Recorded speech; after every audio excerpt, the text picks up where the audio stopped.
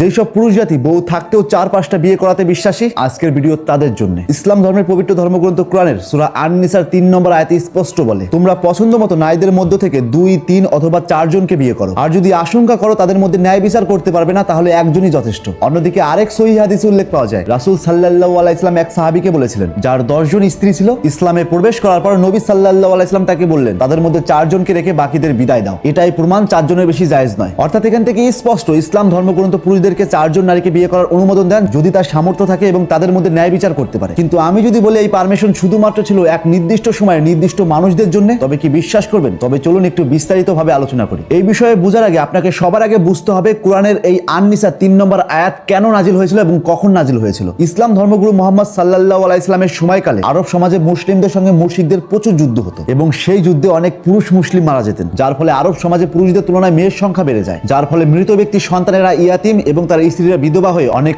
অসহায় হয়ে পড়তেন। ঠিক তার সুযোগ নিয়ে ইয়াতিম বাচ্চাদের অভিভাবকেরা, অর্থাৎ সেই ইয়াতিম বাচ্চাগুলোর কাকু জেঠুরা তাদের সমস্ত সম্পত্তি আত্মসাৎ করত। আবার কিছু কিছু মানুষ তাদেরকে কম মোহর দিয়ে জোর করে বিয়ে করত এবং তারা 1-2 নয়, কেউ কেউ বা 10-20টা করেও বিয়ে করতেন কোনো দায়িত্ববোধ ছাড়াই। এই অন্যায় অবিচার বন্ধ করার জন্য নাজিল হয় সূরা আন-নিসার 3 নম্বর আয়াত। অর্থাৎ এই আয়াতের মূল উদ্দেশ্য ছিল 10-20টা বিয়ে না করে সঠিক মর্যাদা দিয়ে সেই অসহায় বিধবা মেয়েগুলোকে বিয়ে করা, ইয়াতিম এবং নারীদের অধিকার রক্ষা করা, বিয়ের সংখ্যাকে সীমিত করা এবং ন্যায় বিচারকে প্রতিষ্ঠিত করা। অর্থাৎ এক কথায় এই আয়াতের মূল উদ্দেশ্য ছিল সেই সময় ইসলামের জন্য শহীদ হওয়া ব্যক্তিদের স্ত্রী এবং তার সন্তানদের দায়িত্বভার নেওয়া। কিন্তু এই আয়াতের অপব্যাখ্যা এবং বিকৃতি করে নারীদেরকে ভোগ্যবস্তু বানিয়ে 4-5টা বিয়ে করার নিয়ম বানিয়েছে। কিন্তু কিছু আলেমগণ এই বিষয়ে কখনোই খোলামেলা কথা বলেন না, কারণ তারা খুব ভালো করে জানে যদি এই আয়াতের আসল মানে মানুষ জেনে যায়, তারা আর 4-5টা বিয়ে করতে পারবে না, আর মেয়েদের কিনা পণ্য বানিয়ে যেমন খুশি তেমন ব্যবহার করতে পারবে না। চলুন এবার একটু লজিক্যালি ভাবি। একজন পুরুষের একজন স্ত্রী থাকা সত্ত্বেও অন্য মেয়েকে বিয়ে করার তো দূরের কথা, অন্য মেয়ের দিকে কাম চোখে দেখাও মহাপাপ। যদি কোনো পুরুষ স্ত্রী থাকা সত্ত্বেও অন্য নারীকে বিয়ে করে, সে শুধু ওই নারীকে নয় বরং গোটা নারী জাতিকে অসম্মান করে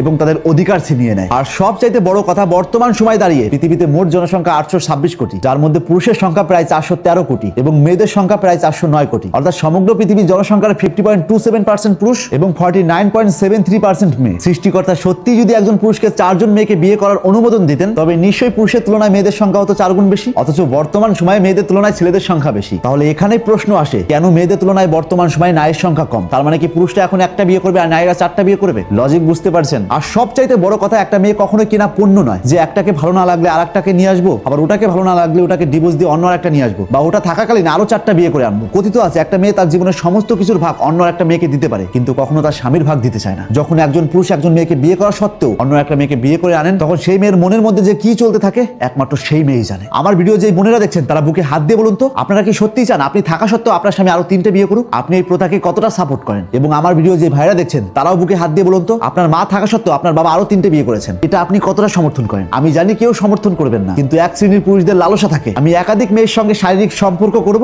এবং একটা না ভালো লাগলে আরেকটাকে নিয়ে আসবো। এটা শুধুমাত্র মেয়েদের ভোগ করার পদ্ধতি ব্যতীত কিচ্ছু নয়। একদল আলেমগণ প্রতিনিয়ত বলে যদি সামর্থ্য থাকে এবং স্ত্রী সহমত হয় তাহলে 4টা করে বিয়ে করো। এবার সত্যি করে বলুন তো, পৃথিবীতে এমন কোন স্ত্রী আছে যে তার স্বামীকে অন্য একটা মেয়েকে বিয়ে করতে পারমিশন দিবে? এমন মেয়ে কোথাও পাবেন না। যুক্তির খাতিরে মেনে নিলাম আগের জামানায় শুধুমাত্র পুরুষদের সামর্থ্য থাকতো, তাই তারা একাধিক বিয়ে করতে পারতেন, কিন্তু এখন তো মেয়েরা পিছিয়ে নেই, তাদেরও সামর্থ্য আছে, তারাও জব করছে, তারা প্রচুর টাকা ইনকাম করছে। তার মানে কি এখন নারীরা 4টা করে বিয়ে করতে পারবে? বিশ্বাস করুন, এই নিয়ম মেয়েদের ভোগ করা ব্যতীত কিচ্ছু নয়। যদি ধান্দাই না হতো তাহলে নিজে 4টা বিয়ে করবে, কিন্তু কোনো স্ত্রী অন্য পুরুষের দিকে তাকাতে পর্যন্ত পারবে না। সেটা আবার কেমন নিয়ম? এক সমীক্ষায় দেখা গেছে কিছু কিছু জায়গায় ছেলেদের তুলনায় মেয়েদের শারীরিক চাহিদা বেশি থাকে। তার মানে কি এটা সেখানকার মেয়েরা 4টা করে বিয়ে করে তাদের শারীরিক চাহিদা মেটাবে? আর সবচেয়ে বড় কথা, আমি সেই ধর্ম মানি না যে ধর্ম পক্ষপাতী করে, যে ধর্ম নারী পুরুষকে সমানভাবে দেখে না। একটা কথা সবসময় মনে রাখবেন, মেয়েরা কোনো ভোগ্য বস্তু নয় বা বাজারে কেনা কোনো পণ্যও নয় যে যেমন খুশি তেমন ইউজ করবেন। ভালো লাগলে রেখে দেবেন, আর ভালো না লাগলে ডিভোর্স দিয়ে অন্য একটা মেয়েকে বিয়ে করে নিয়ে আসবেন। তাই সমগ্র নারী জাতিকে রেসপেক্ট করুন, তাদের ভালোবাসাকে রেসপেক্ট করুন, তাদের অধিকারকে রেসপেক্ট করুন। আর হ্যাঁ, যেসব আলেমগণ নিজেকে শ্রেষ্ঠ আলেম বা কোরআনের হাফেজ বলে দাবি করেন, তারা শুধুমাত্র কোরআন মুখস্থ না করে সেই কোরআনের আয়াতগুলোর সঠিক ব্যাখ্যা শিখুন, তারপর আসবেন ধর্ম প্রচার করতে। আর তা না হলে আয়াতের ভুল ব্যাখ্যা করে মানুষের মধ্যে আগুন না লাগিয়ে বাড়িতে বসে অন্য কাজ করুন। ইসলাম ধর্মগুরু মুহাম্মদ সাল্লাল্লাহু আলাইহি ওয়াসাল্লাম প্রত্যেকটা মানুষকে ভালোবাসতেন, প্রত্যেকটা মানুষের অধিকার সমানভাবে দেখতেন, প্রত্যেকটা ধর্মের মানুষকে রেসপেক্ট করতেন। কিন্তু তার অধিকাংশ অনুসারীরা ধর্মটাকে এমন ভাবে বিকৃতি করেছে, তারা প্রতিনিয়ত হিন্দু মুসলিমের সঙ্গে ভাগ করে রেখেছে, মেয়েদেরকে ভোগ্য বস্তু বানিয়ে অসম্মান করছে। কারণ আমি বিশ্বাস করি প্রত্যেকটা ধর্ম শান্তি শিখায়, কিন্তু সেই শান্তির ধর্মকে এক শ্রেণীর কুলাঙ্গার মানুষ এমন ভাবে বিকৃতি করে উপস্থাপনা করে প্রতিনিয়ত সমাজে অশান্তি লাগিয়ে বেড়ায়। আমার ভিডিওর উদ্দেশ্য কোনো ধর্মকে ছোট বা অসম্মান করা নয়, বরং আমার ভিডিওর উদ্দেশ্য সত্যটাকে বলা। আর সত্য হলো নিম পাতার মতো, খেতে তেতো হলেও উপকার আছে। তাই আজ থেকে চোখ খুলুন আর এরকম ইন্টারেস্টিং ভিডিও প্রতিনিয়ত পাওয়ার জন্য তাপস এক্সপ্লোরার পেজটিতে ফলো দিয়ে রাখুন।